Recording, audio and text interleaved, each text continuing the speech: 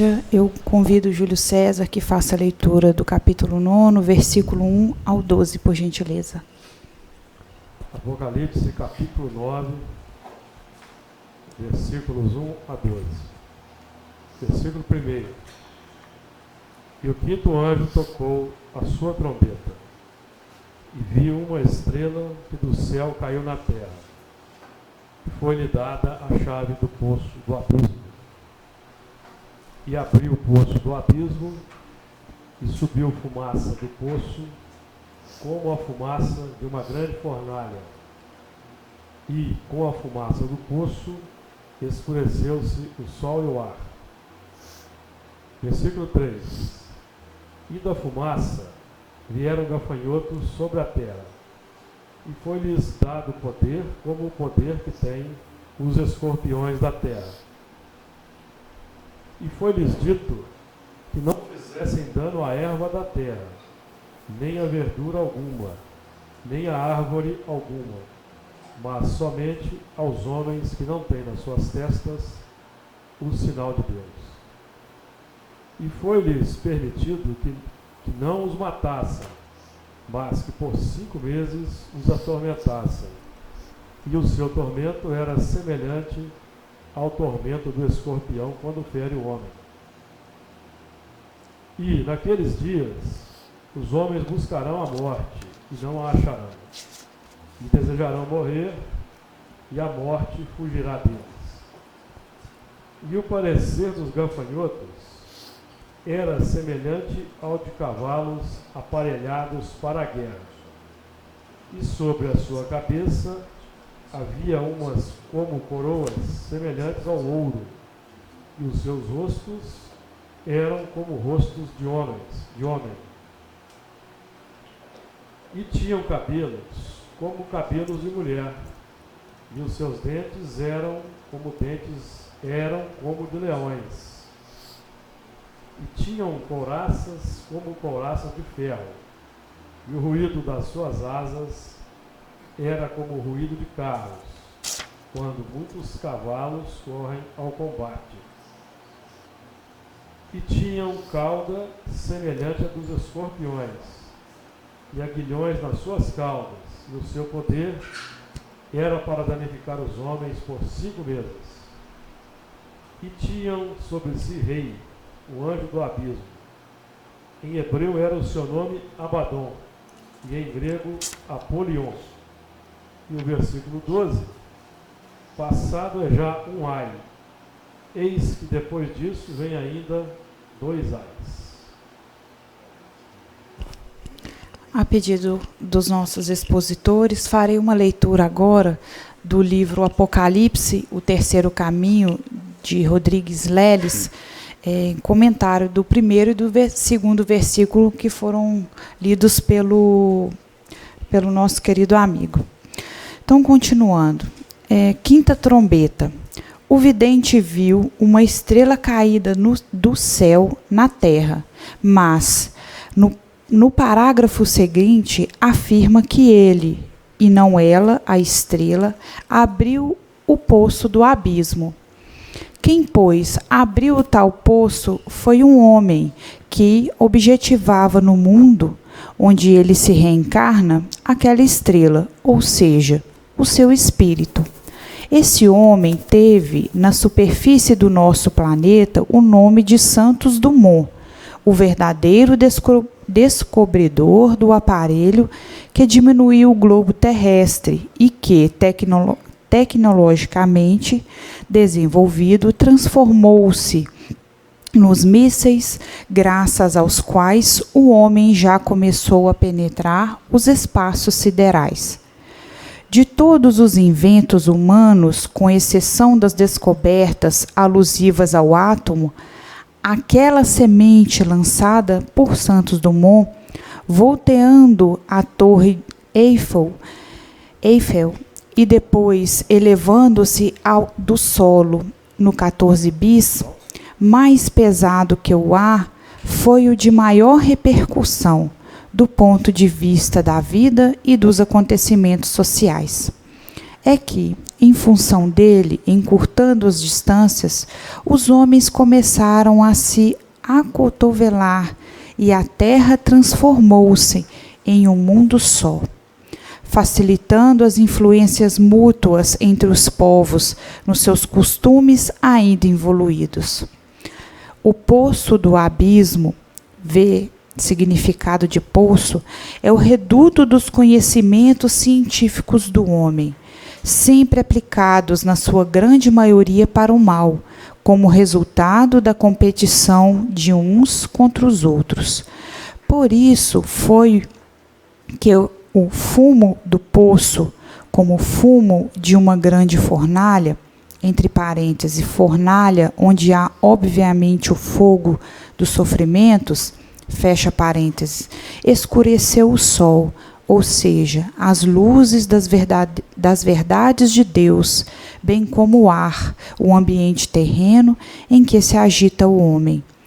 É de que se notar que quanto mais esse mesmo homem produz os seus inventos e exerce domínio sobre os fenômenos do mundo, mais se ensoberbece no seu orgulho, na fantástica suposição de que comanda o mundo, quando na realidade não passa de um produto da lei, sendo como tal incapaz de comandar até mesmo seu próprio destino.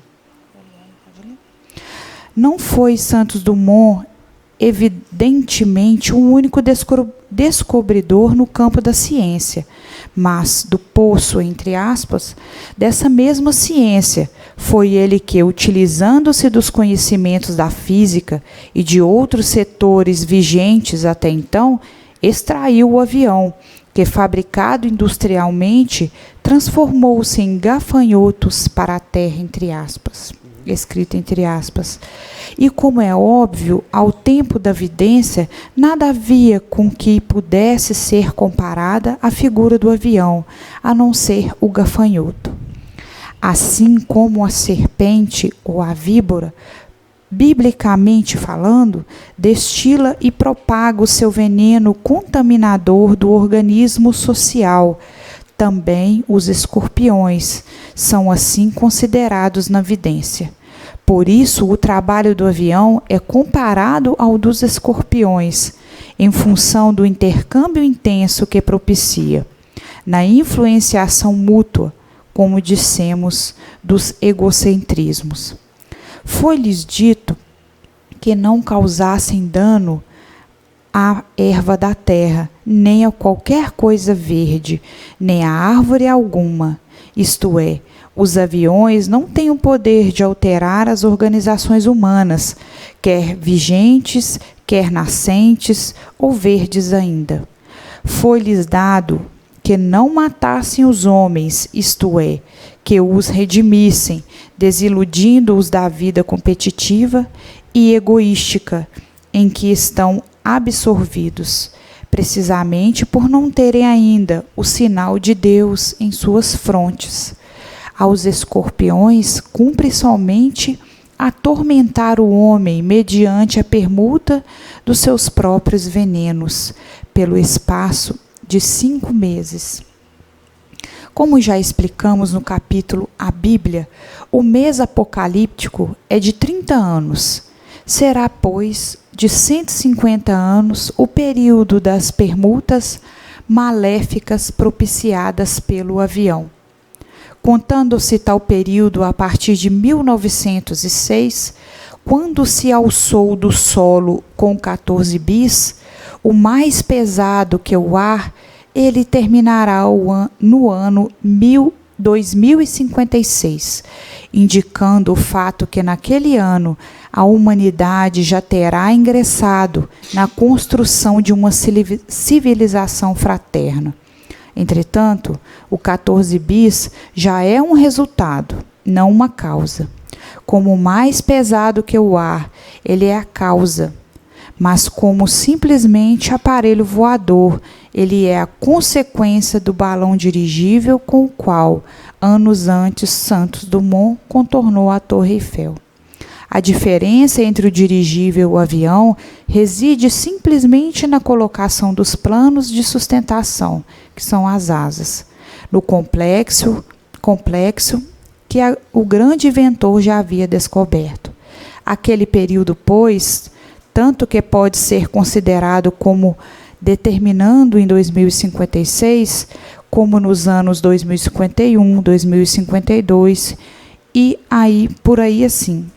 Já aí vemos o ano 2000 e com as suas adjacências como de capital importância para as transformações a que está condicionada a humanidade no seu caminho evolutivo. Diz o vidente que, nos dias do avião, os homens buscarão a morte e não a encontrarão, isto é, procurarão o caminho da morte, dos atritos e das competições egocêntricas, vale dizer, a paz como hegeliano contrário a tudo isso, mas não o encontrarão. É de fato o que estamos vendo neste caldeirão fervente que a humanidade se transformou, pisando aos pés todos os valores morais responsáveis pela sua relativa estabilidade até o presente momento. Na descrição dos gafanhotos, é que a evidência não pode deixar dúvidas pela clareza das comparações. Diz ela, o aspecto dos gafanhotos é semelhante a cavalos preparados para a peleja, tendo couraças como couraças de ferro, tais e quais como são feitos os aviões de guerra. O barulho de suas asas é como de carros, de muitos cavalos que correm a peleja. São João ouviu o barulho e pensou tratar-se de barulho das asas, porque não conhecia o motor, a explosão, nem o ronco de seu funcionamento, que, no ar, retumba até as grandes distâncias, e tal e qual o barulho de carros de muitos cavalos que correm à peleja. Nas cabeças dos gafanhotos tinham umas como coroas de ouros, ou simplesmente como que coroas, isto é, as hélices em giro. Tinham rostos como os rostos de homem, isto é, os pilotos, e cabelos como cabelos das mulheres, isto é, os capacetes dos aviadores, que nos primeiros tipos de aviões assemelharam-se mais do que os atuais aos cabelos de mulheres, amarrados à nuca, como era costume ao tempo da vidência. Os dentes dos aviões eram como dentes de leões, significados dentes, flechas e etc. Isto é, os aviões trabalham a serviço dos leões da terra. Significado de leão, uma das criaturas viventes. Tinham cauda como a dos escorpiões, como de fato são assim as caudas dos aviões, e ferrões, e suas caudas estava o poder de causar dano ao homem. Nas caudas não reside apenas o mecanismo de direção pelo qual os aviões se movimentam direcionalmente no cumprimento de suas missões, como também considerando-se que são dotados de couraças para peleja. Temos que torná-los também como armas de guerra. As caudas dos aviões, portanto, além dos formatos escorpiônicos, contêm as armas de defesa, usadas tanto nelas quanto à frente. Tem, de fato, o aspecto de rabos, caudas, como os canos das metralhadoras e dos canhões de pequeno calibre, atacantes e ofensivos. O rei dos aviões assim utilizados é como o anjo do abismo, vale dizer, da vida infernal com que o mundo vive, constantemente atritante e conturbada. Chama-se em hebraico Abaddon, em grego Apolion, isto é, exterminador cuja influência extermina do mundo a vida fraterna. Certamente, por antever tudo isso, foi que Santos Dumont, num gesto que não foi divulgado, deu cabo à própria existência, tal a sua desilusão.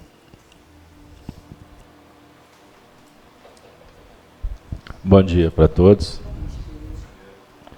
Bom dia.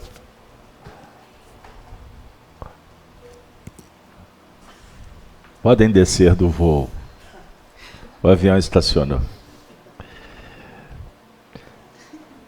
Fazemos aqui uma reverência ao Leles, porque é um material que a gente tem usado ao longo do nosso estudo em alguns pontos. O Leles tem a sua interpretação, como qualquer um pode ter, em função dos seus conhecimentos. E no caso dele, ele tem um vasto conhecimento de história, de psicologia, de estudos que remontam à parte mais, vamos dizer assim, mística, e também com conhecimento espírita. O que nos chama a atenção nesse texto, e eu convido vocês para depois assistir o vídeo de novo e ouvir com calma, porque aqui costuma o pensamento devagar. Eu repito, é uma análise contextualizada no momento atual. E ele faz um paralelo da visão do médium João com os tempos de agora. Essa interpretação daqui a 500 anos vai ser adequada ao avião da época, como ele o fez, no caso, utilizando o recurso do invento de Alberto Santos Dumont. Ao longo da nossa interpretação, que será feita, como sempre, versículo por versículo, algumas palavras vão se repetir e esse texto ele é bem orientador quando nós formos fazer a interpretação no campo íntimo. Porque nós estudamos o Apocalipse aqui, já estamos hoje no estudo número 137, fazemos a análise histórica, tiramos as conclusões de ordem moral, depois mergulhamos no estudo do Espiritismo e caminhamos para a interpretação no campo íntimo da nossa transformação, certo? Então, é uma análise interpretativa pessoal e coletiva. Ficou claro? O que acontece na história reflete o que é projetado em nós, por nós. A maneira que nós enxergamos a história tem a ver com o nosso estado evolutivo. Ok? A nossa condição moral, intelectual, vai nos dando condições de passear no espaço e no tempo, para atingirmos a meta principal, que é a perfeição. Gravitar em torno da unidade divina. Estão lembrados? Questão 1009. A doutrina espírita, no dizer de Kardec, é um eixo. É o eixo central que vai nos auxiliar nesse projeto. Por isso o Espiritismo é uma chave. Jesus é a porta. Kardec nos fala sobre isso e o Emmanuel, o benfeitor, também explora esse assunto. Então, Jesus é a porta. Ou seja, ele é o portal. Ele é o intermediário entre dois mundos, ou entre duas realidades, a atual e a futura. Certo? Pois bem, dito isso, para esclarecer os nossos amigos internautas, que a gente manda um grande abraço, seguindo o preceito de Pedro, a Escritura não pode ser de particular interpretação. Por quê? Porque ela tem a ver, então, com a nossa realidade. Então, todos os livros, todos os esforços que visam interpretar o Evangelho, eles são transitórios. Eles são apenas indicadores. Há pouco tempo, um companheiro me convidou para participar da construção de um livro de interpretação do Evangelho. eu com muito carinho me desviei. Porque a gente vem estudando há tanto tempo, e eu tive o privilégio de estudar com o Honório Abreu, e ele sempre dizia isso. A gente fica se esforçando para escrever, mas na verdade nós estamos querendo demonstrar o que a gente sabe. Aí você tem que avaliar o que isso vai valer para o outro. A grande massa precisa dos intérpretes. No Espiritismo nós temos expositores, nós temos campanhas. Na verdade são replicadores, eles não são messiânicos, ou não são messias, são intérpretes. Então existe um período que você quer demonstrar conhecimento, existe um outro momento que você quer pegar o conhecimento para fazer com que o outro mude, e existe um outro estágio que você vai trabalhar esse conhecimento para você. Não que você vai se descuidar do outro, mas particularmente,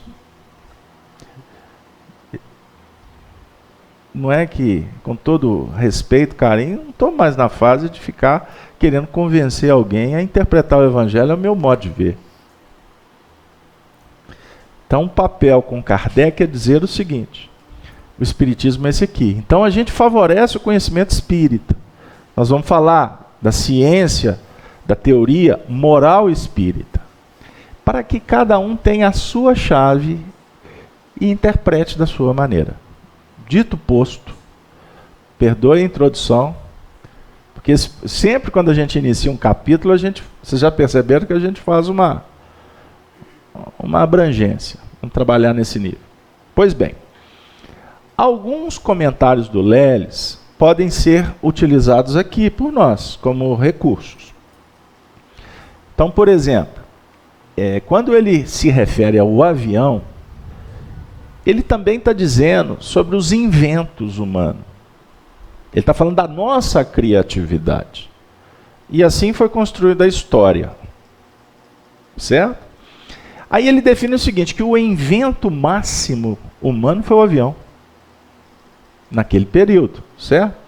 Sem discutir questões de relatividade, de física. Não é nesse sentido. Mas o avião realmente foi algo que transcendeu. Aí ele coloca, poxa, uma massa mais pesada que o ar e você fazer com que ela se movimente, isso era impensável, embora sempre sonhado. Então João, quando vê na ilha de Patmos aquelas imagens projetadas por Jesus, do gafanhoto, do escorpião, do anjo, da estrela, ele interpretou com o recurso que ele tinha na época. Mas como o Apocalipse é uma projeção no espaço e no tempo dos acontecimentos, e essa ideia, porque o mundo espiritual dialoga conosco por uma palavrinha chamada revelação. Kardec explica isso no livro A Gênese, tradução da primeira edição.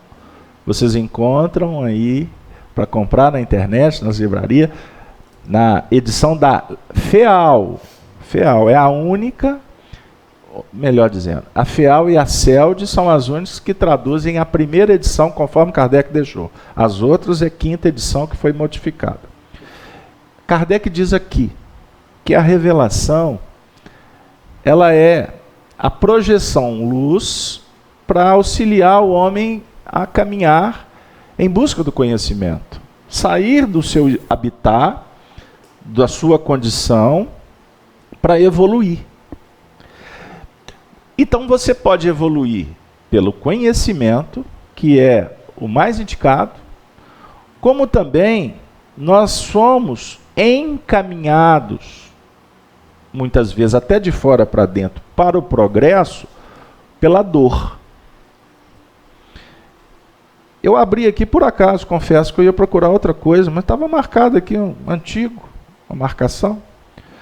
No capítulo 3 do livro A Gênese, no item 5, olha que frase, Kardec diz assim: a dor é o aguilhão que empurra o homem a seguir adiante no caminho do progresso. Então a dor é um aguilhão. O que é o aguilhão, Júlio? para um animal? É o incentivador para que ele...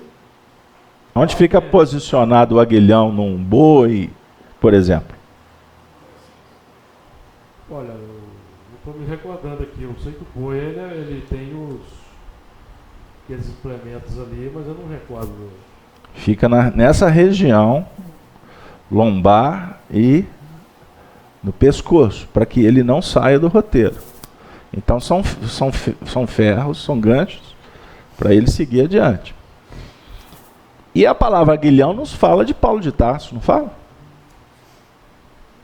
Sim. Ele viu Jesus, Saulo, Saulo, por que me persegues? Quem és tu? Jesus. Não recalcitres contra o aguilhão, disse Jesus para Saulo. Recalcitrar, o que é recalcitrar? Fica marcando passo, vai e volta. Vai e volta. Contra o aguilhão. Então o aguilhão é a dor. Então por que você está brigando? Por que você está marcando passo com a dor? O que Jesus está dizendo para Saulo e para nós agora é isso. Analisa. E observe que a dor é aguilhão. Se é aguilhão, ela está te auxiliando para que você caminhe adiante. Então quando você reclama, ou quando você se rebela, ou quando você foge, indiferente à dor, nós estamos perdendo a oportunidade de entender. O pessoal está assim, olha lá. Observe, é diferente do que olha lá. A passionalidade, né? Sentimentalismo. Tem gente que só de falar de um assunto é igual uma flor que murcha. Como assim? Outro dia uma pessoa virou para mim e falou assim: eu olhei para ela e o olhar dela me crucificou. Eu falei assim: bem-aventurado olhar. Ela me xingou. Mas como? Ela me matou com o olhar. Eu falei assim: porque eu sei que isso. Então que bom que ela te matou com o olhar. Ou que o olhar te matou, porque ela não te mata. Que o olhar te matou, que bom. Porque você está precisando da dor para você entender o tanto que tu está sendo infantil. Tem coerência? Não briga comigo não. Porque eu só estou traduzindo a lógica, o fato e a lógica que traz como consequência. Não, dentro exatamente do que você está falando, então o que a vida está querendo mostrar para a gente nesse início de ciclo, né? Porque a dor individual era uma dor que a gente já lida com ela. Só que agora a dor coletiva está vindo numa intensidade muito forte. Mal a gente se recupera de uma e já é impactado por outra. Então, alguma coisa muito séria e grave estão querendo transmitir para a gente, porque a dor coletiva nesse início de ciclo tá difícil. Se você me permite, outro dia o Júlio virou para mim, eu e o Júlio conversamos muito sobre um tema, eu vou contar para vocês. Pode revelar? Nem tudo para falar. Eu e o Júlio ficamos conversando bastante sobre o tema Brasil, coração do mundo, pátria do Evangelho. Aí o Júlio tem hora que me dá umas informações. Falei assim: olha a pátria do Evangelho aí. Pois bem. Ontem saiu mais um dado, né? O Brasil é o pior país da América Latina para se educar meninas. Vamos pensar uma coisa. Vamos estudar Kardec.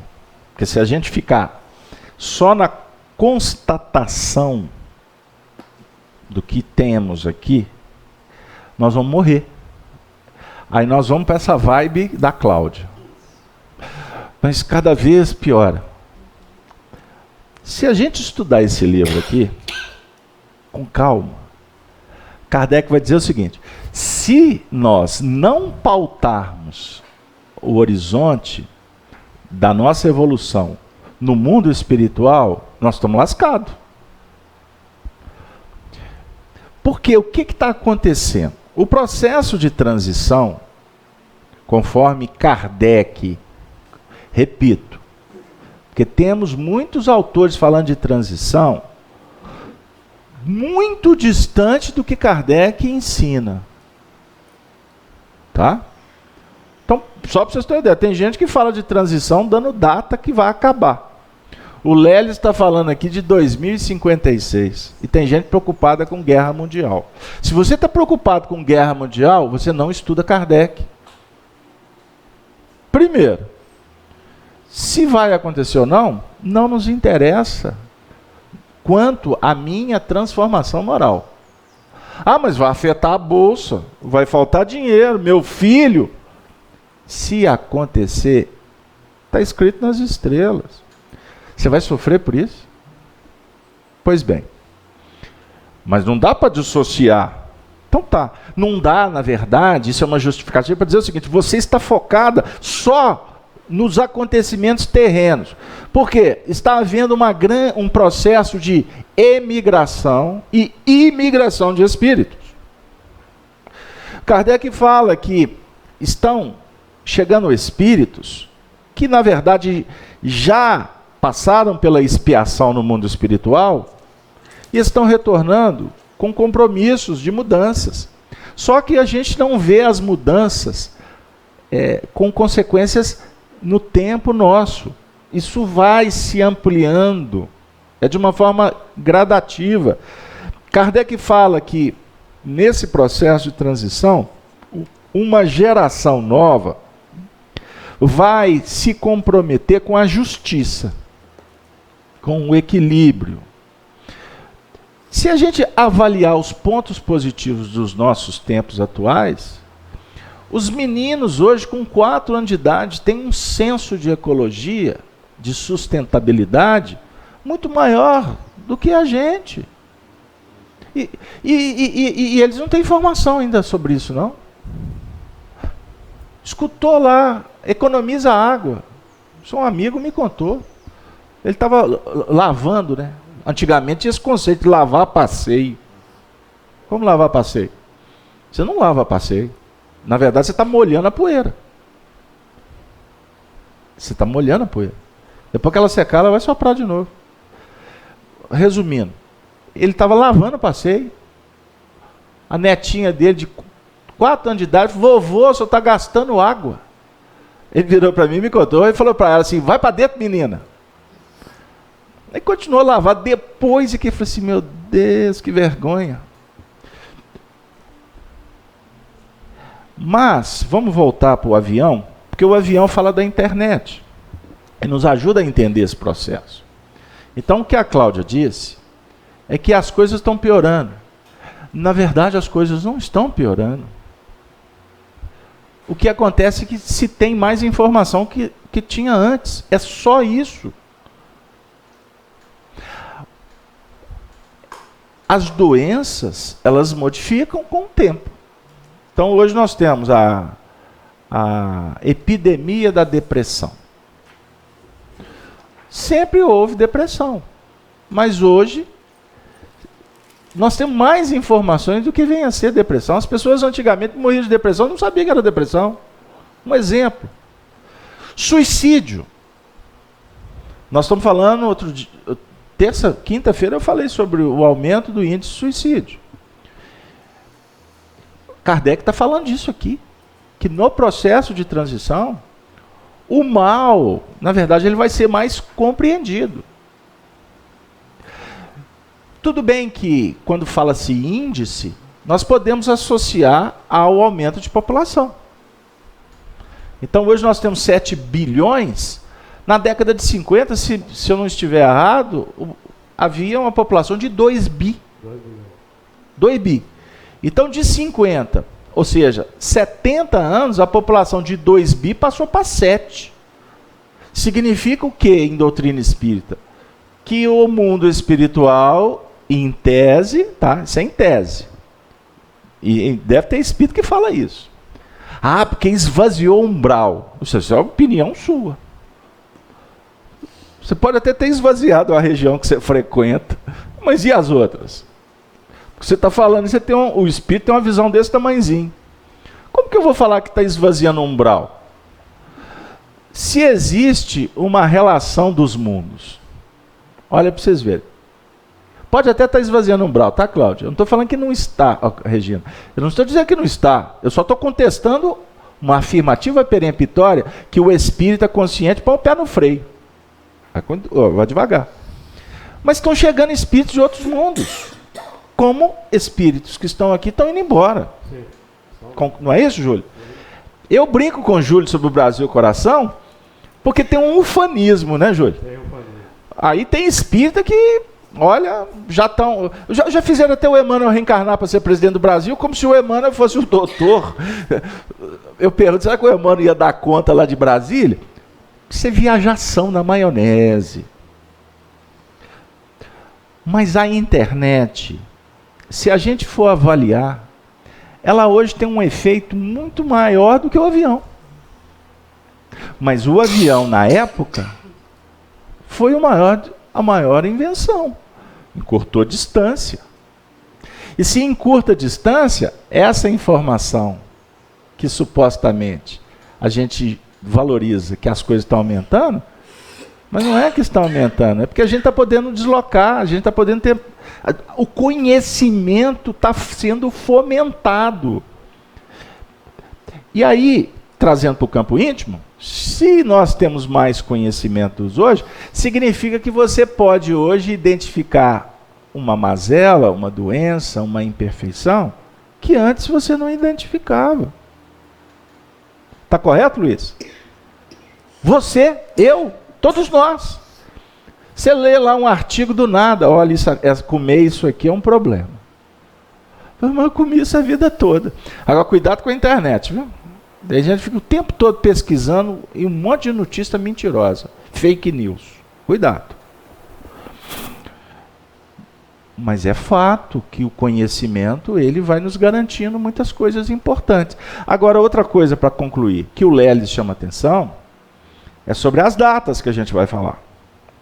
Né? O número 5 que nós vamos estudar. E o avião tendo sido inventado por Santos Dumont, que na verdade Santos Dumont representa vários espíritos que trouxeram esse compromisso.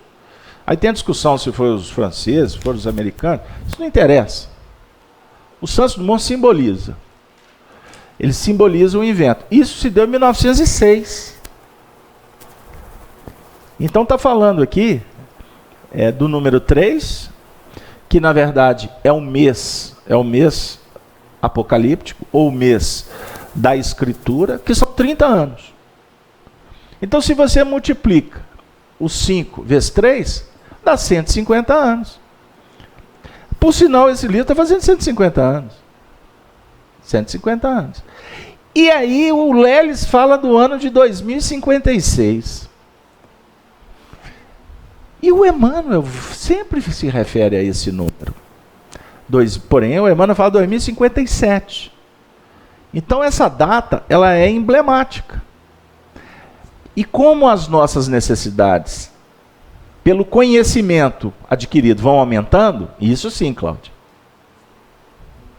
Porque antes você vivia lá na esquina, conversando com a vizinha.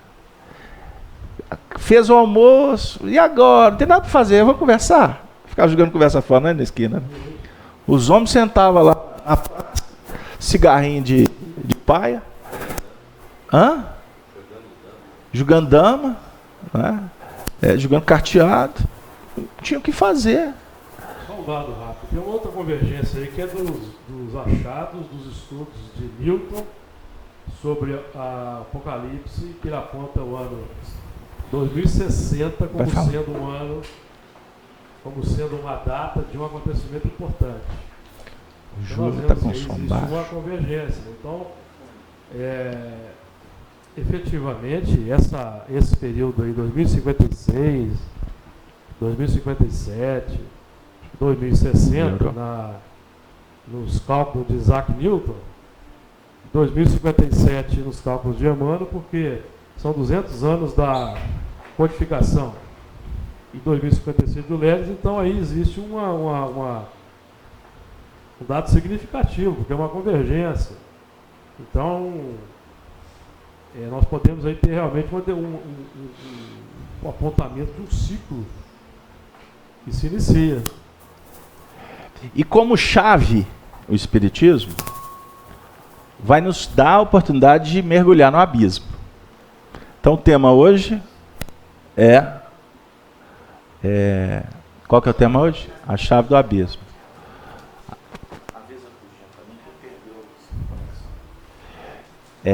E a chave do abismo, qual é o abismo que nós vamos estudar? O abismo íntimo. O subconsciente profundo. Subconsciente. O que também não implica ou nos impede que a gente possa fazer algumas alusões às regiões espirituais. Claro. Porque as regiões espirituais são espaços físicos? São. Porém, Jesus desceu a essas regiões depois da crucificação. Sustentados esses ambientes, por quê? Sustentados pela nossa inferioridade, pela nossa imperfeição.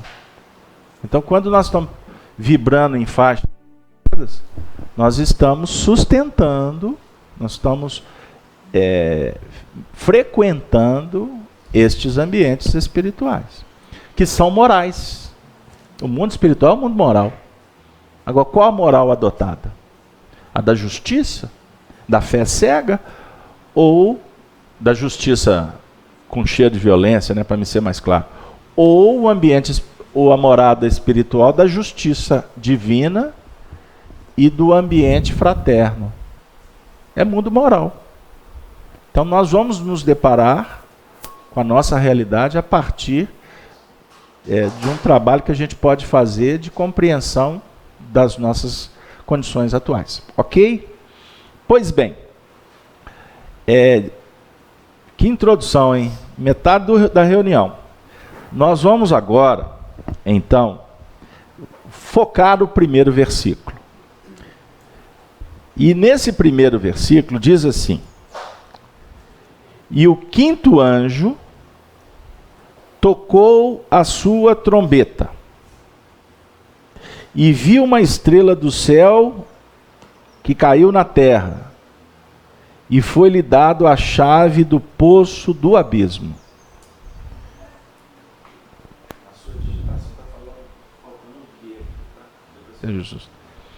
Então, vamos lá. E o quinto anjo? O número 5 é o número que indica que o homem está pronto. Isso é uma visão do Honório, que nós entendemos que tem uma profunda coerência. O número 5 diz que o homem está pronto. O número 6 não fala do testemunho, que antecede o 7, que é o fechamento do ciclo. O 4 não representa a reencarnação? Você pode reencarnar, mas pode não necessariamente estar pronto para aquele assunto. O número 5 está dizendo assim: você está pronto. Tanto é verdade que o que nós podemos falar, o que nós podemos lembrar que do número 5 como algo que nos traga alguma questão prática? Vou dar uma dica.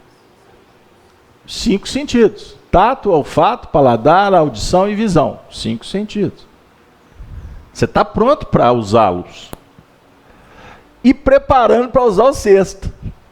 O sexto sentido é mediunidade. Olha que legal. Mas também nós podemos falar da cabeça.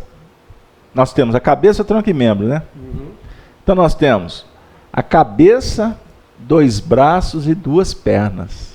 Olha o número 5 aí. Que também define no campo religioso a capacidade de desenvolver a crença. Crer. E o espírita, a nossa crença é uma crença racional, intuitiva. Você não crê porque alguém te disse. Isso a religião nesse sentido, ela é externa, ela é cultural, ela foi informada. Mas o espiritismo não se pautua, ou se pontua, ou se arrima nesse procedimento de fé cega. E aí, Cláudio, é um problema. Porque você conhece o espiritismo, você quer que as pessoas que você gosta venham para o espiritismo. Aí começa o sofrimento. Começa a complicação. Começa a complicação. Porque é concepção. Se é concepção, é de dentro para fora. Você costuma dizer assim, mas tem uma lógica da reencarnação. Não acredito. Você sabe que existem simpatizantes do espiritismo que não acreditam na comunicação com os espíritos? Existem. Gostam do espiritismo como filosofia, acreditam na reencarnação, mas essa história de espírito é balela. Médio é mistificador. Por isso que Kardec distingue, né, duas categorias de espíritas, né? O espírita cristão, que é aquele que aceita até as últimas consequências da doutrina espírita, e os que só admiram o aspecto filosófico, mas não vão até as últimas consequências. Aí é no campo moral. É. Eu sou espírita enquanto tá. Essa semana eu escutei, até com um certo pesar, uma pessoa me dizendo: eu sou muito grato ao espiritismo. Assim, tenho um respeito enorme pela FIAC. Sou amigo de todos lá. Pessoas do meu coração, são da minha família. Mas perdi o pique. Isso para mim já não me incentiva mais. E lá atrás eu disse para essa pessoa assim, quando ela estava empolgada, querendo abraçar o mundo, eu falei assim: vai devagar. Vai devagar, porque o... Como é que é? O santo é de... O andor é de barro, né? O andor é de barro. É o santo. Devagar com o andor, que o santo é de barro. Não, eu tô ficando meio esquecido dos meus tempos. Deu aí? Empolgado. E existem um número muito maior de espíritas nesse sentido, que estão na periferia, empolgados, vem à reunião todo dia. Se deixar, vira até presidente do centro. Começa a achar erro, né? Pôr defeito, quer a perfeição. Tudo que está na doutrina espírita quer encaixar de uma hora para outra. O que acontece, inclusive, lá fora. Todos somos observados. Não sei para que você frequenta o centro espírita, você continua o mesmo. E o indivíduo está assim: meu Deus, tá suando. Ele está assim: eu estou cheio de defeito, eu preciso de melhorar. Mas incentivo nenhum, só cobrança. Por quê? Ele, eu, vocês, nós estamos olhando para o futuro. Os observadores estão olhando para o passado. Exatamente. Eles não estão vendo o seu esforço. Porque esse esforço é íntimo. Luiz, o que você está pensando aí? Não, você demorou demais. Você pegou ele no pulo. Vai lá, Júlio. Ele tava lá em Nova York. Quando você fez Qual que é o meu copo? Quando nós fizemos essa alusão aí a esses índices de violência aí que o Brasil, esses índices que o Brasil é campeão, evidentemente que tem aí o componente da amplitude da informação, mas também tem o componente da reencarnação dos elementos que estavam em condições difíceis do mundo espiritual, que estão reencarnados. 2 bilhões para 7 bilhões. A maioria que reencarnou na Terra não são de espíritos angelicais. Depois nós vamos estudar mais à frente aqui. Eu preparei aqui um trecho do livro Voltei, em que o irmão Jacó nos fala dos 3 terços Uhum. E em que ele vai destacar, não sei se nós citamos agora, Carlos Alberto, mais à frente, mas que nessa passagem do livro Voltei, que é um livro da década de 50 aproximadamente, que os espíritos que estão evoluindo além da fase humana, na fase angelical, eles não estão reencarnados em massa, eles estão no mundo espiritual.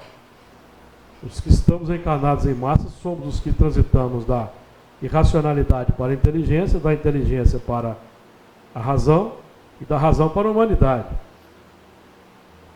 Então nós que estamos, por exemplo, estudando o Espiritismo, nós estamos apenas buscando aperfeiçoar os valores humanos.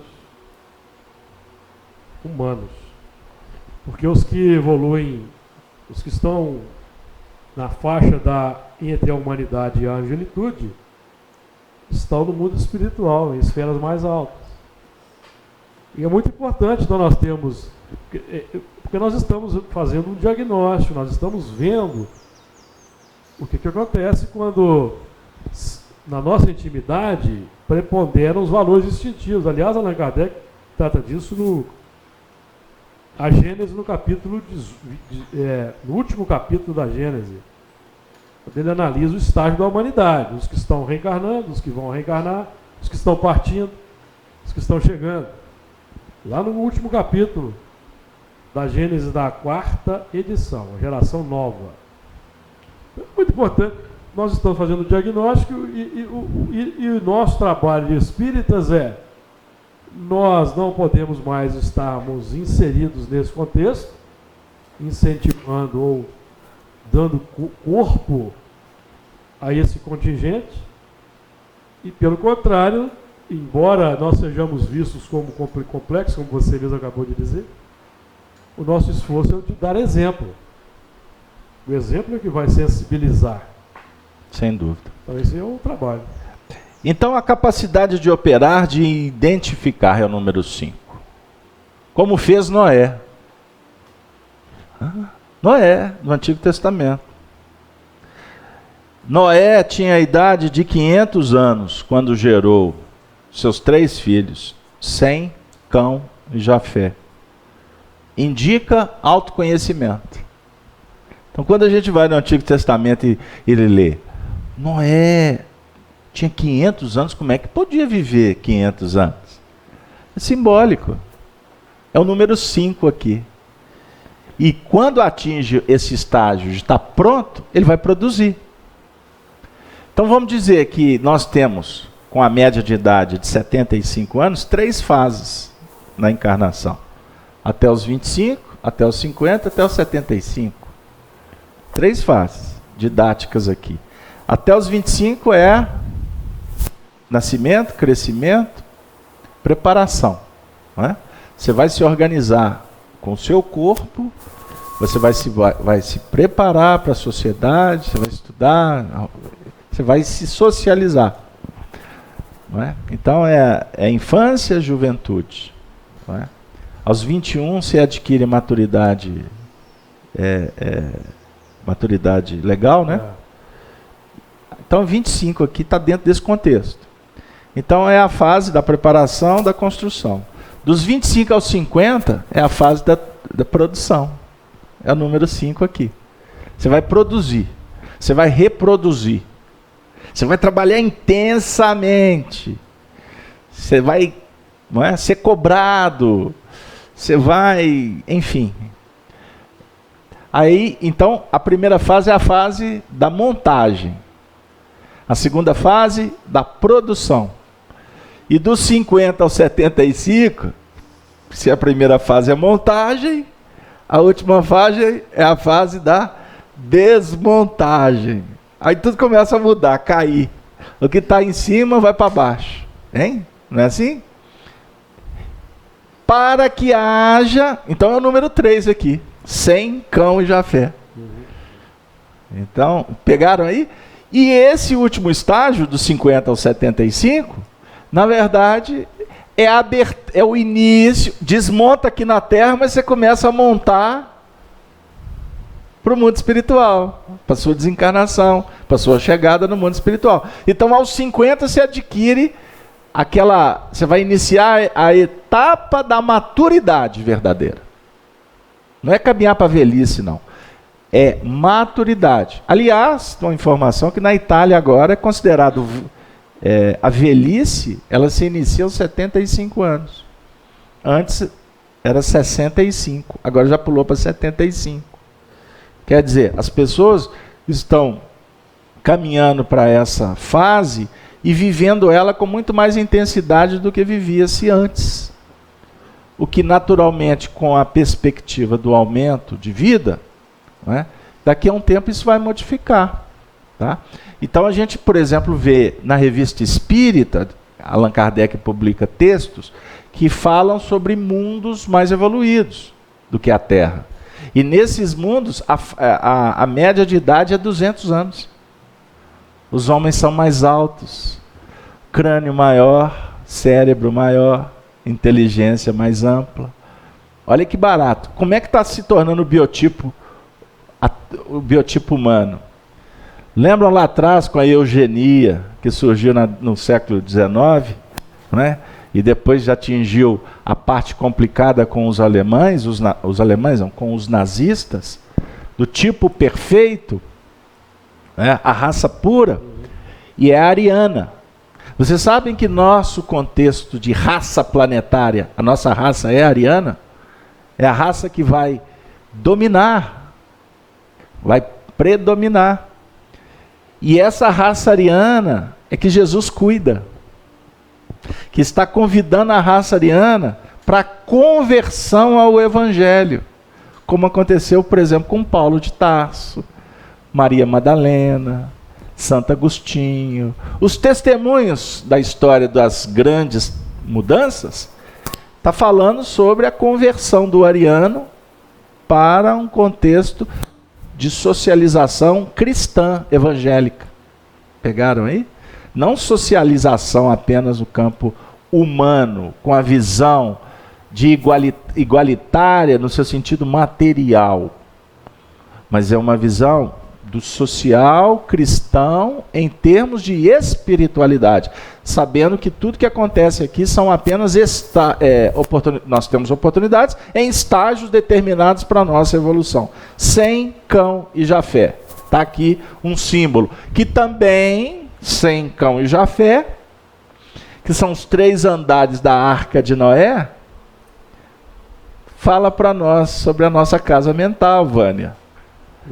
O andar superior, o andar do meio e o andar inferior. O andar inferior é o abismo, é o subconsciente, é o passado. Então o que nós estamos fazendo com estudar o Apocalipse à luz do Espiritismo? Nós estamos mergulhando com os olhos abertos no passado. E o passado está hoje na superfície da Terra. Porque a grande massa sobre o aguilhão da dor, ela está sendo levada para esse mergulho, sob o impacto. Então você pode mergulhar no passado de 2 maneiras, ficou claro? Você faz assim: eu vou descobrir quem eu sou. Deliberadamente você age com inteligência, com conhecimento, com sabedoria, com sentimento. Estudar o Apocalipse, você está fazendo isso. Você não está vindo aqui ver Denise, ver Júlio, ver essa turma bonita do mundo espiritual, ver os seus... Além de vê-los, você está vindo aqui porque você está entrando no seu abismo. Eu, Carlos Alberto, não volto aqui mais não. Bom, aí é um problema seu. Porque se você não mergulhar deliberadamente, a vida vai te chamar. Como é que está na questão 919? Vai lá, rapidinho. Homem, conhece? Qual o meio prático mais eficaz que tem o homem de se melhorar nesta vida e de resistir à atração do mal? Conhecendo-se a si mesmo. Porque se você não identificar o bem do mal, que é um dos fundamentos do Livro dos Espíritos, então o número 5 nos posiciona racionalmente para fazer o trabalho apontado pela questão 631, que é a identificação do bem e do mal. Lá fora, no outro não, na intimidade. É assim que funciona. Senão não tem progresso. Com certeza. Continua repetindo os instintos, seguindo. Agora, para contextualizar, e o 5º anjo tocou a trombeta. Depois eu vou fazer um resumo geral para a gente sair daqui com as ideias organizadas. Mas vamos continuar aqui no detalhamento? Vamos. Depois a gente conclui. Ficou claro essa questão do número 5, o anjo está pronto, é o momento, é agora. Chegou o instante seu, Vânia. Tão especial esse momento que a Vânia nem no chat está, a Vânia veio estar conosco aqui. Só para me brincar com ela, porque eu não posso. Mineiro não perde trem, e muito menos a viagem. E piada também não, né? Perde o amigo, mas não pode perder a piada. tocou a sua trombeta. Então o quinto anjo tocou a sua trombeta. Lembra que nós já fomos o primeiro anjo, nós já fomos o segundo, já fomos o terceiro, já fomos o quarto. Agora nós estamos na condição de quinto anjo. Esse anjo vai tocar a sua trombeta. Tudo que foi vencido, simbolizado pelas 4 trombetas ou etapas, nos coloca num plano de consciência desperta. E lembra que a gente falou sobre a trombeta, que é o anúncio?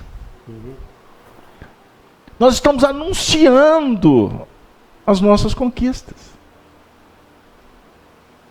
Você veio aqui anunciar o seu momento, as suas vitórias. Porque se não fossem elas, você não teria vindo. O ontem é o pilar para o hoje. Então a trombeta não é para você sair anunciando aí o que você vai fazer, ir para o Facebook, tirar selfie, mandar um Twitter. Tem gente que faz isso. Instagram. Bate uma foto. Olha, gente, estou em Cabo Frio. Gente, estou no aeroporto. Estou com o meu marido. Meus filhos na Disney. Ou na feira de Acari. Hein? No Piscinão de Ramos. Na Praça da Estação. O que vamos e venhamos. Não tem um antigo adágio? Vamos e venhamos. Superficialidade. Tudo bem, é moda, é algum tipo de manifestação, mas é exteriorização do que vai na intimidade. Nós não estamos aí no número... A trombeta não está anunciando? Então vamos pensar uma coisa... E eu acho cada oculto que não haja de ser revelado. Quem foi que disse isso? E quando eu falo, deixa eu fazer uma meia-culpa aqui, pode? Ué, problema seu. Porque quando a gente fala assim... Inclui fora dessa, então. Né? Quando a gente fala que é as pessoas que ficam postando. Quem não postou? É aquela história, né? Quem não tiver pecado, que atire pedras.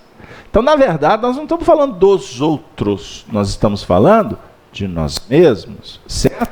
Porque somos indivíduos, mas vivemos em coletividade. Então, nós estamos fazendo, o Júlio falou sobre um diagnóstico. Nós estamos fazendo um diagnóstico da realidade.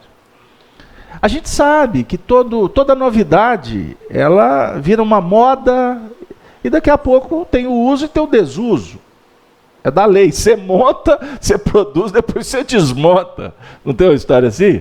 Eu não sei em que estágio que vocês estão. Se vocês estão montando, se vocês estão produzindo ou se vocês estão desmontando. Isso não é um problema meu. Mas eu quero dizer o seguinte. Superficialidade, moda, e essa moda ela vai se modificando. As pessoas vão entendendo, vão aprendendo. Porque vão sentir o impacto. Nossa, mas você viu como é que fulano é superficial? Tudo que ela faz, ela põe no Instagram. Ela está comentando com a amiga que está do lado dela, e a amiga está assim, nossa, eu faço a mesma coisa. É mesmo, mas ela está assim, eu também faço. A verdade é a revelação, é o conhecimento. Então o conhecimento não vem pelos espíritos, em sessão mediúnica apenas. O conhecimento, os espíritos convocam, conversam, dialogam conosco o tempo todo. O legal é isso. Então ninguém pode dizer que não tem oportunidade. Então, essa trombeta aqui, e o quinto anjo tocou a trombeta, significa a manifestação, não para mostrar, mas a manifestação natural do que você produz. No sentido positivo. Como que você dá conta? Se fosse eu, já tinha... E você está lá. Esta pessoa que está entrando numa conversa complicada, não é? Está tirando o estímulo do outro que está se esforçando, ela está assumindo sua responsabilidade. Porque amanhã, essa carga que o outro está carregando, ela vai ter a oportunidade dela de carregar também. Essa que carrega com o marido. Amanhã pode ser você com seu filho. Porque a evolução, nós discutimos a evolução, a teoria moral, da liberdade, da autonomia, não é isso? Mas Nós vivemos em sociedade, não tem como se dissociar disso. O Emmanuel, no livro Justiça Divina, tem um texto extraordinário. Agora me foge o título. Que ele fala sobre o nosso vínculo. Nós estamos vinculados e não adianta querer se desvincular. Nós somos convidados a resolver os nossos vínculos, sejam bons ou não. Não dá para ser. Eu uso, numa linguagem mais rasteira, aquela fala, né? Você não pode mudar de mãe. Não dá você não vai mudar de filho. O filho é seu, a mãe é sua, o pai é seu. Então é responsabilidade, não adianta fugir. Cumpra bem o seu papel.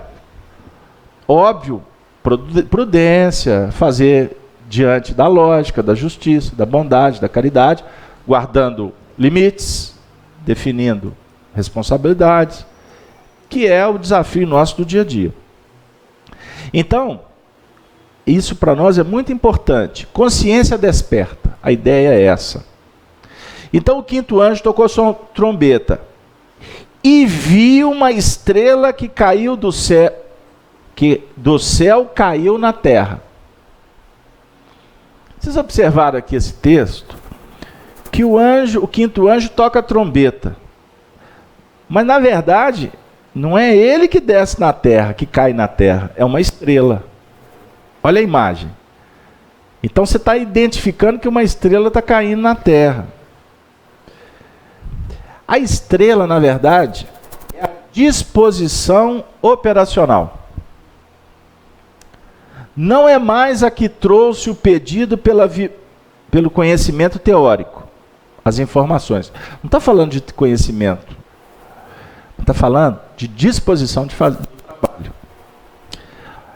Agora, tendo caído do céu na terra, ele abre perspectiva de realização do ser. E não mais do ter. É o ser que tem que valer a pena. Você. É o seu eu espiritual. Mesmo que isso possa acontecer até sobre o envolvimento de uma prece, ou de uma circunstância que abre, que te coloca para fazer. Você até que não estava pensando em fazer, não.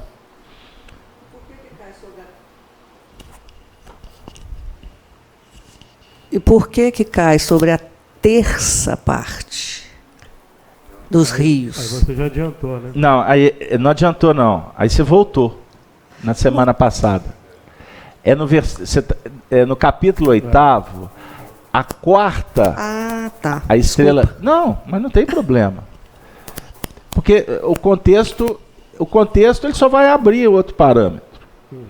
Terça parte, lembra que a gente falou que tem a parte filosófica, tem a parte científica e tem a parte religiosa. Tríplice aspecto. Então nós nos movimentamos sempre dentro de uma ideia dessa trilogia. Existem aspectos da nossa intimidade que não está disposto a fazer. Já outros têm vontade. E há outros que a gente está começando a perceber que existe.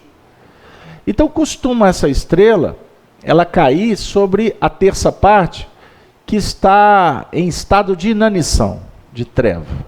Está parado, estanque. Para que haja uma fomentação. Porque a estrela não justifica a verdade bater na porta daquela mente que já está estudando a verdade, já está em busca da verdade. Entre outras palavras, Jesus vai atender ao sofredor. Ele não vai focar o trabalho dele com o intelectual. Porque geralmente os intelectuais se bastam. Então ele vai cuidar daquele que está assim, Senhor, Senhor. Os espíritos superiores, eles vão trabalhar no mundo espiritual, dentro da dinâmica de socorrer, aqueles que estão pedindo. Vocês lembram o Júlio falou da equipe do André Luiz? Eles vão nas regiões inferiores, a gente já viu isso até em filmes. Vem aquele grupo de entidades, naquelas regiões sem luz, muito sofrimento, não é? Aí eles veem espíritos gemendo, desesperados. Eles saem socorrendo todos, no seu sentido prático. Vem cá que eu vou te tirar daqui. Não. Porque alguns estão alimentando a própria dor ali. Não está na hora de sair. Eles mesmos criam o cárcere. Alguns estão vendo, identificam, sabem que são socorristas. Pelo amor de Deus, me tira, me tira. Aí se eles estenderem a mão, assim, te enganei, eu quero ficar aqui. Eu escutei um companheiro dizendo, uns dias atrás, assim, Deus, para mim não existe. Meu negócio é o diabo. O diabo é o Deus para ele. Então, na verdade, Deus existe. Ele só mudou ele de nome. Qual que é o ponto de referência? Qual que é o fulcro que te interessa? É o seu Deus. Você identificar quem é que comanda as suas ações. A qual é o nível de sintonia? O que eu quero para mim? Eu quero o diabo. É óbvio que esse paciente disse assim, eu quero o diabo, porque na verdade ele está demonstrando sua rebeldia. Porque Deus para ele é alguma coisa que impede. E religioso é aquele que é moralista. Que existe mesmo. Moralistas e interpretação equivocada do que vem a ser o Criador. Porque Deus não vai te punir de nada, não vai te premiar também não. Ele é indiferente? Não, ele é amor. Ele te concebeu. Ele te deu o universo para você passear, viver e aprender. E ser feliz. O sofrimento somos nós que elegemos. Somos nós que patrocinamos pela ignorância. O brigar com as questões da vida. A vida está te chamando, você vai, não vou. Deu aí? Tem um exemplo que no meio espírita, para mim, é um dos mais marcantes. Dentro de um contexto nosso próximo, né? Guardando as hierarquias, a evolução, não estou entrando nesse mérito. Mas, por exemplo, a gente tem o privilégio de conhecer um pouco da trajetória do Arnaldo Rocha. Não é isso? A maioria das existências do Arnaldo, ele foi ateu e materialista. A maioria. Aí você encontra lá no Ave Cristo uma falange de espíritos que vai reencarnar para ajudar ele. Porque gostavam dele. Ele é fruto de um grupo. Ele é membro de uma irmandade. O espírito Meimei está há milênios junto com ele. Na alegria e na doença. Não é assim? Não. Na alegria e na tristeza. Júlio, hoje você tem que me ajudar catolicamente falando. E nem que a morte separe. Olha que barato o caso da Meimei e do Naldinho. Foi a morte. Mas na verdade foi a vida. Porque se ela não tivesse desencarnado aos 22 anos de idade, 24, né? Sei lá. Não lembro. 24. O Arnaldo não tinha vivido a experiência que ele viveu, ter encontrado com o Chico, aquela história toda. Ô, Naldinho, uma história que a gente nem publicou. Eu contei isso aqui uma vez. Pois é, ele era materialista. Ele era materialista, na realidade, até a metade da vida dele, nessa última reencarnação. Até encontrar o Chico. Isso aconteceu, Vânia. Arnaldo nasceu no dia 29 de agosto de 1922. Meimei desencarnou em outubro de 1946. Eles estavam casados há 4 anos. Um mês depois, dentro do próprio mês de outubro, ele vai encontrar com o Chico. 1946. Então o Arnaldo tinha, na verdade, 46 para 22? 24 anos. 24 anos. Aos 24 anos. Quer dizer, jovem, um jovem da sociedade. Gostava de dançar, tinha suas namoradas, né, antes de casar, né? Mas enfim. E aliás, é muito legal as narrativas das festas daquela época, meio pulando carnaval. Um dia eu vou contar isso num livro. Muito legal, muito legal. O povo fica assim, meia santa. Aí pulava carnaval. Só que o carnaval em 1940 era muito mais, vamos dizer assim. Eu não vou nem falar o que eu pensei, não. Porque... melhor não. Era outro nível. A brincadeira era ficar beliscando os outros no salão, dançando. Isso era as brincadeiras. Hoje, enfim. Mas, olha a história do Arnaldo. Ele vai se convencer pela morte da esposa e pelo retorno dela. É lógico que aquilo ali foi um momento do despertar, porque ele já vinha sendo preparado ao longo do tempo. Olha o Tassiano no livro Ave Cristo.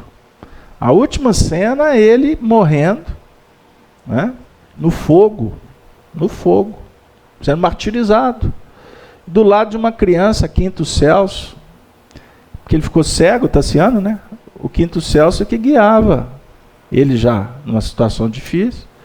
E qual que foi a última coisa que o Tassiano fez naquela encarnação, junto com o Quinto Celso? Antes da morte, ali no circo. Um Pai Nosso. Pai Nosso que estais nos céus. Aí ele desencarna. O que caracterizou o trabalho magnético de Arnaldo Rocha? Que é o mesmo Raul Silva. É o mesmo Raul Silva do livro Nos Domínios da Mediunidade. Raul Silva, é do R do Arnaldo. Tá? Então, o Arnaldo ficou caracterizado por uma pessoa que atuou de uma forma esplendorosa na conversa, no trato com os espíritos sofredores. Esse foi o trabalho do Arnaldo. O Chico na mediunidade, trazendo os espíritos, e o Arnaldo que conversava. E eu tive a oportunidade de ver, e quantas pessoas viram também, quando o Arnaldo fazia um Pai Nosso na reunião, o que virava o ambiente? Não era Pai Nosso, quer dizer, era um Pai Nosso que o magnetismo da sala balançava. Porque era um homem sincero, um homem leal. Ele é muito contestado no nosso meio espírita aí por pessoas que têm o direito, por não ter conhecido e por achar que ele falou bobagem. Mas eu não conheci homem mais digno. Conheci homens dignos, e dentre eles o Arnaldo Rocha foi um dos destaques. Um homem do povo, conversava como o povo conversa. Quando tinha que soltar os impropérios deles, ele soltava. Não pensava duas vezes de falar a verdade. Era um homem de muitos inimigos, porque ele não era político. Ele não ficava fazendo comercialzinho do politicamente correto, que a gente vê em casas espíritas. O indivíduo prefere deixar de fazer com que o progresso se estabeleça para ficar amiguinho deste ou daquele. O movimento espírita está assim de gente nesse nível. Eu costumo brincar dizendo que é o corredor de Versalhes, alguns departamentos do movimento espírita. Espíritas que com você está sorrindo, mas ele também sorri com o outro. Fica bem com todo mundo e não se posiciona. Arnaldo Rocha foi essa transformação. A dizer o seguinte, que o cristão que nós queremos nos transformar, nós estamos falando de anjos, de santos, nós estamos falando de mudança, do foco. Então não precisa você sofrer. Ah, mas eu sou tão imperfeito. Isso é orgulho. Essa semana eu recebi Vânia me presenteou com um vídeo de uma história que eu contei aqui semana passada.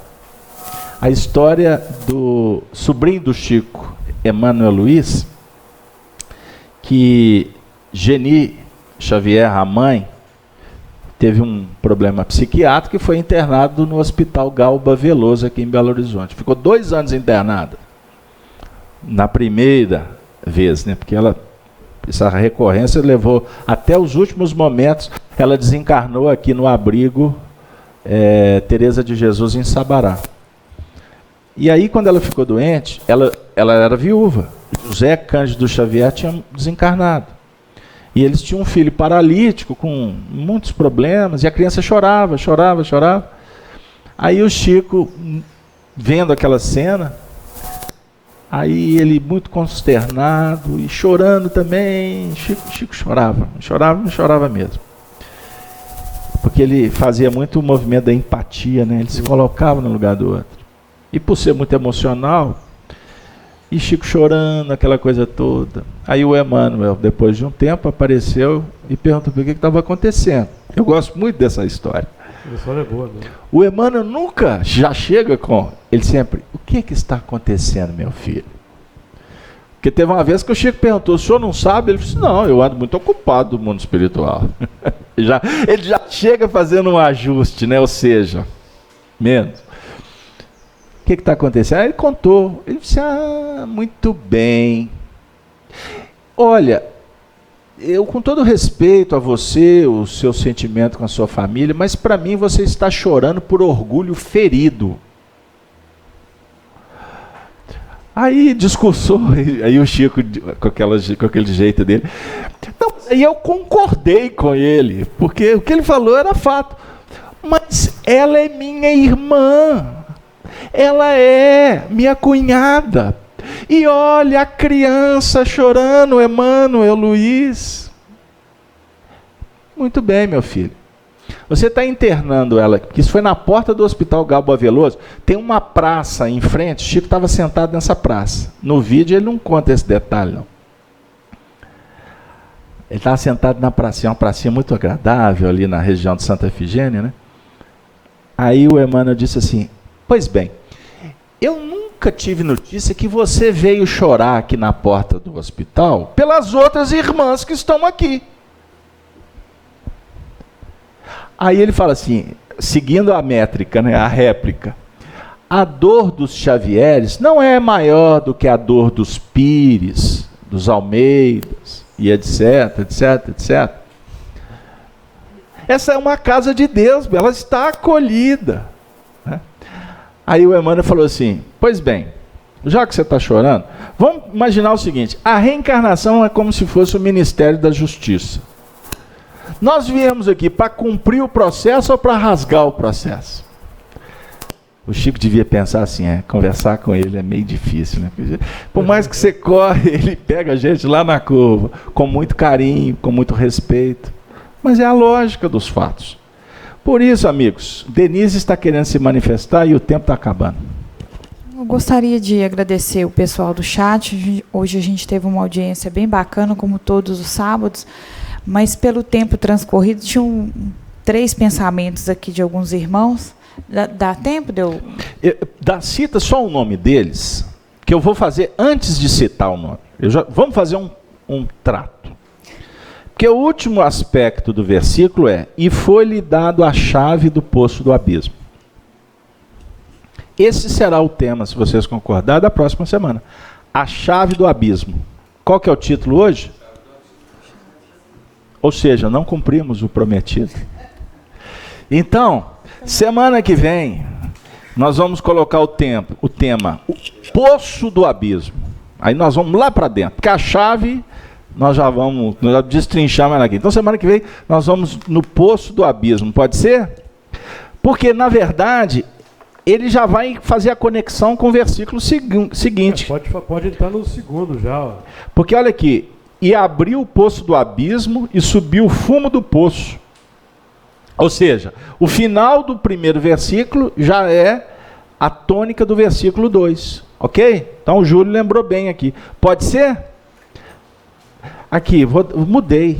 O título vai ser Abrindo o Poço do Abismo. Porque nós já falamos ok? O poço do abismo já foi falado. Então, Denise, você vai anotar essas perguntas. Cita o nome do pessoal para nós. A Luísa, do Rio Grande do Sul, a Vanderly, de São Paulo, e a Kátia, da Argentina. Uai, Kátia, você falou que não ia participar porque hoje era seu aniversário. Então fica um abraço. Eis o presente. é o aniversário dela, ela disse que ia fazer outras coisas, mas acabou permanecendo. Então ela nos presenteou. Parabéns para você nessa data querida, muitas felicidades e muito evangelho no seu coração. E ela fica firme lá na Argentina acompanhando, né, Vânia? Está sempre conosco aí. Um beijo para você, viu, Kátia? Você desculpe, nem sempre eu dou conta de responder mensagens, mas quando é possível a gente atende com muito carinho. Pois bem, fica fechado, tratado dessa forma, Júlio? Pode ser? Então eu vou pedir para casa, Denise, anota, que aí você vai lembrar o velhinho semana que vem. Para casa, vocês vão fazer uma pesquisa e vão trazer uma pesquisa sobre o abismo. Pode ser? Um trecho, livro tal. Olha, no livro, o André Luiz comenta sobre o abismo lá no livro No Mundo Maior. E ele tem uma frase especial. Então vocês vão trazer, está aqui, quem lembrar, vai trazer para nós de para casa alguma coisa referente ao abismo. Repetindo, bem sucinto, para a gente ter a oportunidade de todos falarem e a gente já entrar nos meandros do trabalho. Pode ser assim? Denise é a nossa justiceira. Ela é a secretária do Ministério da Justiça. Então você lembra o pessoal aí, você até manda uma mensagem para o pessoal, tá bom? Ô, gente, ufa, vocês peço desculpa, a introdução utilizou muito do tempo, mas semana que vem a gente já entra direto no debate. Pode ser assim, Júlio? Sim, claro. Pois bem, então nós vamos agora finalizar o nosso trabalho, desejando a todos um bom dia, abraçando a todos os amigos da Rede Amigo Espírita. A gente pede que compartilhem o vídeo, dê um like, que vocês possam também conhecer o trabalho, os estudos anteriores que estão disponíveis no site da Rede Amigo Espírita, como também no site da FEAC. E nós já estamos fazendo algumas produções mais curtas de vídeos, não é, mais objetivos assim, para fazer um convite para as palestras. Então nós temos disponibilizados esses vídeos no canal nosso, que é o Gênesis Web Canal. Vocês estão convidados para conhecer, inscrever-se e compartilhar essas produções que a gente está fomentando. E a ideia é crescer esse canal, que ele é a base de operacional da FEAC também. Então, vamos aumentando a rede do bem. A ideia não é dividir, pelo contrário. A ideia é fomentar conhecimento de várias maneiras, atingindo públicos diversos. Ok? Bom, gente, em meio às vibrações, desejo então a todos um bom retorno para os lares. Nós vamos pedir que a Regina faça a prece final por nós, Regina. Vamos mentalizar ao público que nos acompanha dos seus lares, dos seus familiares e a todos aqueles que passam por provações nesse mundo abençoado, que é caracterizado hoje como um mundo a caminho da regeneração. Boa tarde para todos.